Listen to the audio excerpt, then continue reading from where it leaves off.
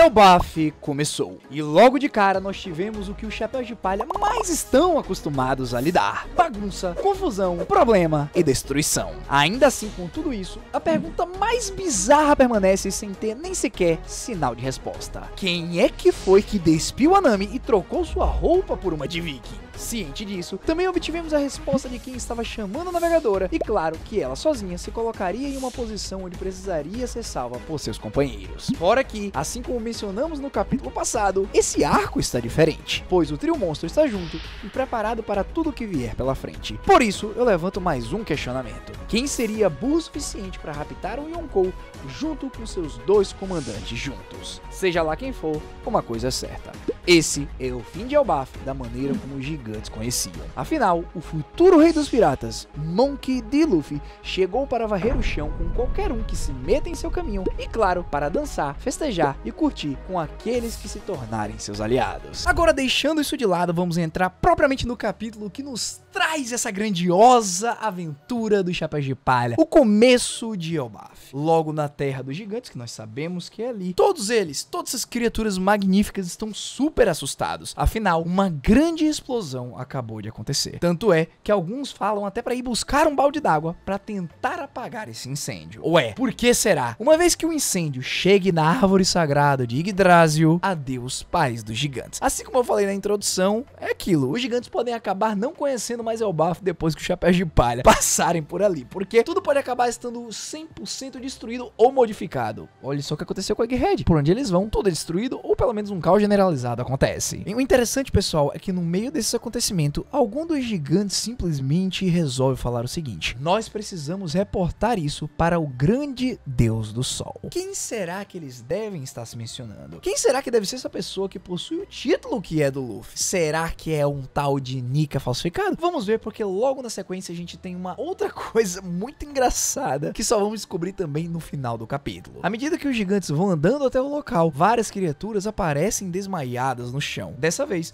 nós vemos duas abelhas gigantes que aparentemente seu nome é Stingermoe. Afinal, elas acabaram caindo do céu porque alguém passou por ali e as derrubou. Como eu tinha dito pra vocês, olha só que interessante. Temos um painel onde dois gigantes estão conversando. Aparentemente, pessoas que estavam andando pelas florestas resolveram dizer que ouviram e viram tremores recentemente, desde o momento em que o grande deus Orelha colapsou. Com isso, o outro gigante realmente parece super assustado. Afinal, quem é que poderia machucar um coelho daquele tamanho? Agora vocês pegaram mais ou menos a ideia do que tá acontecendo, né? Grandioso deus Orelha, coelho. Ou seja, será que esse grandioso deus do sol que os gigantes estavam falando não é realmente Nika, e sim algum tipo de animal que eles reverenciam? Vamos ver. Agora, voltando para o grandioso castelo de Lego que nos foi deixado durante o capítulo passado, nós temos uma gritaria. Nami está completamente desesperada, pois existe uma abelha gigante na sua frente, porém ela conseguiu lidar com a ajuda dos Zeus, eletrocutando essa criatura. O interessante aqui é como a Nami está expressiva. Independente do que aconteça, ela não se lembra de nada, não sabe quem foi que trocou as suas roupas, esse aqui é realmente um mistério, e quando ela acorda, ela já está de frente com criaturas gigantes que querem matá-la. Obviamente, ela está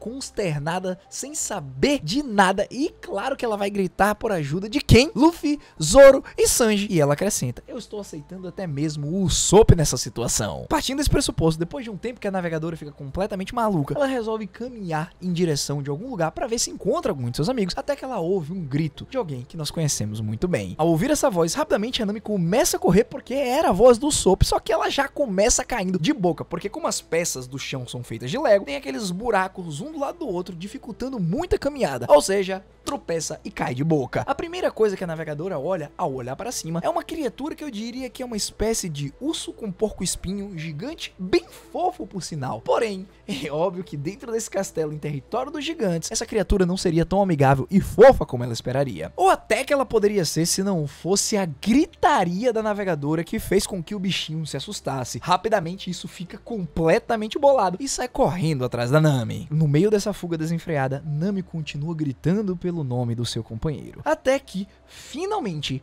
ela o encontra. Porém, digamos que não foi na melhor das situações. Ela já estava com um baita de um problema atrás dela, literalmente. E o que ela encontra na sua frente é mais um baita do problema, o que a gente pode esperar do Usopp. O arco dele já começou maravilhoso, pois nessa cena a seguir, nós o vemos na boca de um gato que está usando uma coroa. Agora eu te pergunto, se a gente se baseou nesse grande orelhudo Deus Orelha era um coelho, será que o Deus Sol, por acaso, seria essa criatura gigante? Bom, daqui a pouco a gente discute sobre isso, porque logo de cara, o Usopp não é nada mais do que um peso morto para a nossa navegadora. Vendo que não tinha o que fazer ou com quem contar, Nami rapidamente fica séria e resolve lutar, puxando os Zeus da sua cintura e usando um belo de um ataque de choque na criatura que estava atrás dela. Eu vou chamar essa criatura de ursinho fofinho, porquinho da Índia. Graças a isso, a criatura é completamente envolto no choque dos Zeus e cai lá de cima, bem na cabeça do gato rei, que neste exato momento em que eles se encontram, ele também é eletrocutado. A reação dos nossos queridos dois membros do Chapéu de Palha é: ops, vai dar merda. Resultado, o gato fica muito pistola com eles. Temos até o retorno de uma bela caricatura da cara do Usopp, desesperado por ter olhado a visão do gato para eles. Eles, em contrapartida, não podem fazer nada e apenas começam a correr sem nem pensar em mais nada. No meio do caminho, a Nami pergunta pro seu companheiro se ele faz alguma ideia de onde eles estão e, obviamente, a única coisa que eles se lembram é que ele estava bebendo no navio dos gigantes e a próxima,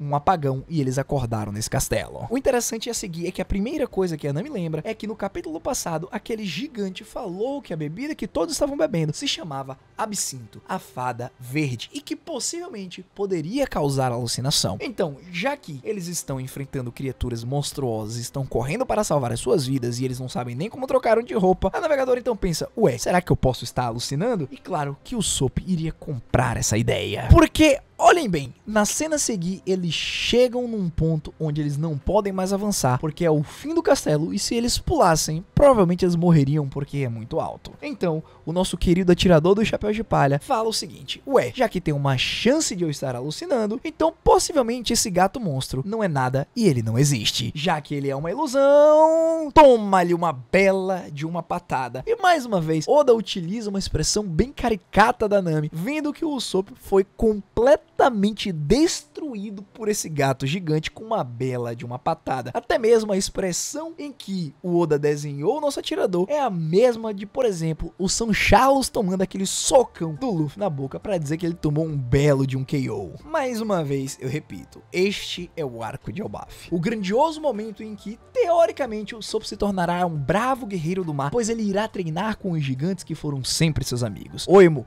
Kashi, Dory, Brog, todos ali estarão para apoiar os Chapéus de Palha no momento onde eles terão que enfrentar muitos desafios para superar, quem sabe, o território do Ruivo. E aqui teremos uma nova arma, uma nova maneira de pensar, o despertar do seu então famoso Kinbushoku. Aqui da observação, não, temos o Usopp tomando uma surra de um gato gigante. Isso é One Piece. Como resultado deste belíssimo ataque do felino, Nami e o Usopp caem lá de cima do castelo e aparentemente o gato muda. Ele se transforma em um leão extremamente gigante com uma cara bem caricata, eu diria. Oda estava inspirado para nos fazer rir nesse capítulo. Desesperada, em uma situação de vida ou morte, Nami começa a chamar pelo seu companheiro. Não existe mais nada do que ela possa fazer. Óbvio, o Usopp não responde porque ele está desmaiado. Então, qual é a bela ideia que a navegadora tem? Sim, pegá-lo e usá-lo de escudo humano, porque é a única coisa que ele presta para fazer nesse momento. Realmente, não tinha o que fazer. Ela já estava literalmente determinada a sacrificar o pobre do Usopp quando ela começa a chorar. E aí vocês sabem, quando lágrimas dos seus olhos começam a cair, alguém aparece, o salvador da pátria, como se fosse o All Might. Ele, Sanji, grita Nami-san! Rapidamente aparecendo das profundezas, ele diz que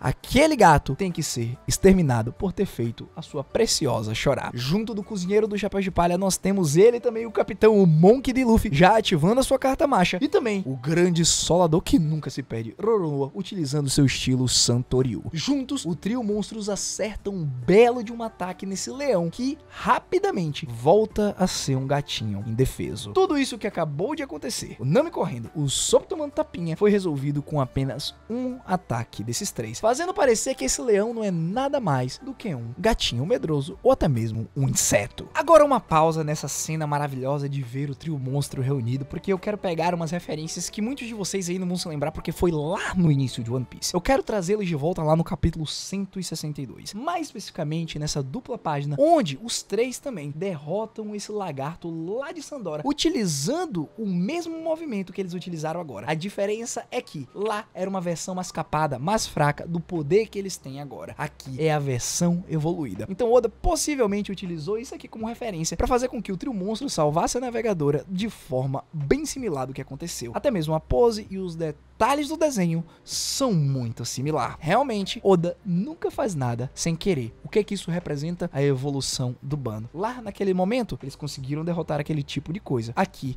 eles continuam fazendo o mesmo que sempre fizeram, porém, muito mais fortes e visando sempre o futuro. É uma questão muito poética que se você deixa de analisar, ou deixa de comentar, ou se independentemente você deixa passar, você até perde a essência um pouco do One Piece e você começa a achar que é apenas um mangá padrão, igual a qualquer outro. Mas não, as nuances desses detalhes é o que torna essa obra tão boa. Depois de derrotar o então grande monstro gatinho, todos os Chapéus de Palha têm um pouco de pensamentos individuais. Zoro apenas fica surpreso porque o leão se transformou num gato. Luffy, como de praxe, e não poderia ser diferente, ele fica imaginando qual seria o gosto que aquele gato iria ter. O cara quer comer um gato, meu irmão, pelo amor de Deus. O Sanji rapidamente vai correndo para Nami, que diz que estava simplesmente muito assustada quando o Sop morreu. Esse que está deitado no chão apenas fica muito puto e diz que ainda está vivo e que sim, que vai ter volta por ela ter o utilizado como escudo humano. Outro momento importante também nessa cena é o momento em que o Luffy fala que eles cozinharam um coelho gigante. Então vocês estão começando a entender o que acabou de acontecer. Os Chapéus de Palha foram separados por alguém. Eles simplesmente apagaram e foram colocados em uma parte da Ilha dos Gigantes. Junto do Luffy estavam os seus dois comandantes, a Nami e o Usopp. Logo de cara, eles derrotaram várias criaturas gigantes e aparentemente um tal de grandioso deus orelha que era um coelho. Agora, nós simplesmente descobrimos que o capitão, o Yonkou, o imperador dos mares, entrou no território de outro imperador e matou esse tal grandioso deus coelho e como se não bastasse, ele o devorou como se fosse comida. Logo também lá no início nós vimos que os gigantes iam relatar alguma coisa ao tal deus do sol. Será esse gato que estava utilizando uma coroa? Porque se for, pessoal, o bando dos Chapéus de Palha simplesmente chegou na Terra dos Gigantes e em pouquíssimos minutos eles mataram dois dos grandiosos deuses desse país. Se é problema que vocês querem, é problema que vocês vão ter. E logo agora que todos os gigantes que são amigos deles ficaram para trás e não estão conseguindo chegar em Elbaf, eu digo que eles vão ter que enfrentar muita gente até que todo esse mal entendido seja corrigido. Se bem que, na minha opinião, não foi mal entendido nenhum. Eles mataram realmente muita gente nesse processo, até porque Luffy está sorrindo na sua nova roupa muito bonita, enquanto ele está pensando na próxima coisa que ele irá cozinhar. Zoro, aparentemente, ele está mantendo a compostura, está dizendo que o principal objetivo agora é eles encontrarem o mar e buscar o Sunny Ghoul. Afinal, a prioridade deles é o bem-estar e a segurança da tripulação. Nem parece o Solador que no primeiro momento que eles virarem as costas, ele vai sumir, se perder e que se dane a prioridade e a segurança dos outros. Não é mesmo, Roronoa Zoro? E depois tivemos Sanji, que ficou sério e realmente foi na onda do seu capitão, dizendo para ele não esquecer aquelas abelhas. Afinal, se ele fosse um cozinheiro de mão cheia, ele jamais deixaria essas abelhas para trás, porque elas são muito nutritivas. E mais uma vez, no último painel, nós temos mais uma visão caricata da Nami, que foi só o que tivemos durante esse capítulo. Sem nenhuma expressão e completamente aterrorizada chorando, a navegadora se pergunta como é que eles podem ficar tão tranquilos. Afinal, onde diabo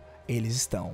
E com isso, nós temos a finalização deste maravilhoso capítulo. Ora, óbvio que eles não vão se preocupar, não é mesmo, Nami? Afinal, eles são o trio monstro da obra que bota todo mundo pra correr. O problema é se eles causam esse tipo de confusão no território que não é deles, longe dos únicos aliados que eles têm. Ou seja, como é que ele vai dizer que é o deus do sol, Nika? Se bem que eu também estou achando que alguém vai incriminá-lo baseado em ter matado dois deuses, é uma incriminação correta, e jamais que eles iriam perceber que Luffy é Joy Boy. E essa vai ser a saga de Elbaf. Agora, quando o Sop vai deixar de ser um escudo humano e apenas um peso morto para se tornar alguém grandioso e ter ter, quem sabe, o Mjolnir em suas mãos. Eu não sei. Eu também fiz um vídeo recentemente dizendo que um possível vilão pra esse arco que nós estamos começando seria o Enel retornado à Lua. Afinal, ele seria tipo um deus do raio, tipo Thor, matando os gigantes lá de Niflheim, sei lá como é que se pronuncia. Por favor, me corrijam nos comentários. Isso seria o início do Ragnarok. E quem deu início realmente foi Luffy matando todo mundo assim que ele chegou na ilha. E aí, o que é que vocês acharam dessa introdução ao Bafo? Deixa aqui nos comentários. A notícia boa e ruim é que não tem notícia boa. Semana que vem a gente não tem capítulo, entramos em pausa e voltamos só na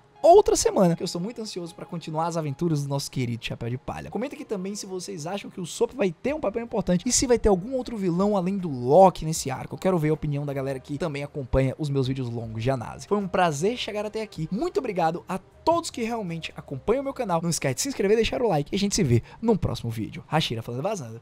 Eu fui.